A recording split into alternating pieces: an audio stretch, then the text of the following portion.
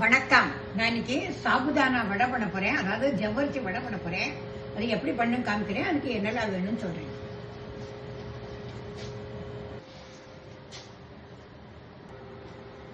ஜவ்வரிசி ஒரு 8 மணி நேரம் களைஞ்சு ஊற வச்சு எடுத்து வச்சிருக்கேன்.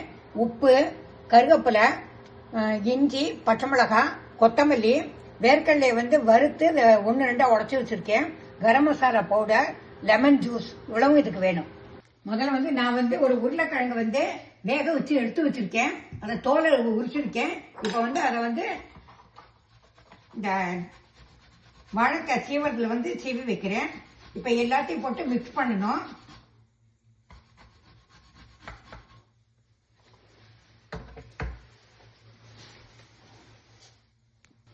இப்போ ஒன்னொன்னா போடுறேன். ஃபர்ஸ்ட் இந்த ஜவ்வரிசி இதுல நான் உருளைக்கிழங்க சீவி வச்சிருக்கேன், அது போடுறேன். வேர்க்கடலை,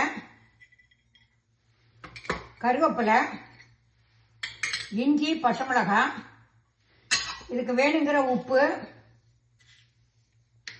கொத்தமல்லி இதெல்லாம் சேர்த்து நல்லா பிசைய வேண்டியதுதான். லாஸ்ட்ல இப்ப கொஞ்சம் கரம் மசாலாவும் இதுல போடுறேன். அப்புறம் எலுமிச்சம்பழம் பிழிகிறேன். புழிஞ்சு வச்சாச்சு. இப்போ அடுப்புல நான் எண்ணெய் வச்சிருக்கேன்.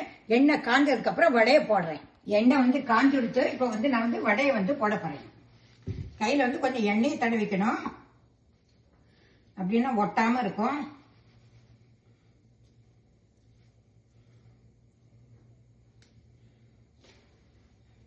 பகவானி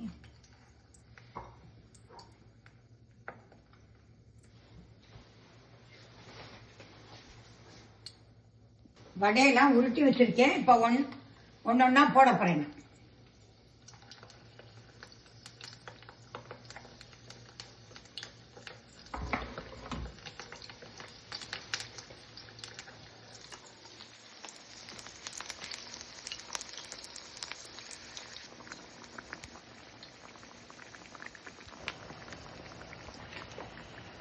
சாபுதானா வடை ஜவ்வரிசி வடை வெந்துடுத்தோம்.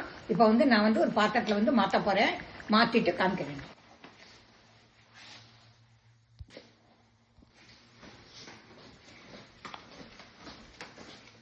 சாபுதானா வடை ரெடி ஆயிடுச்சு. தொட்டுக்கிறதுக்கு கெச்சப் வச்சிருக்கேன்.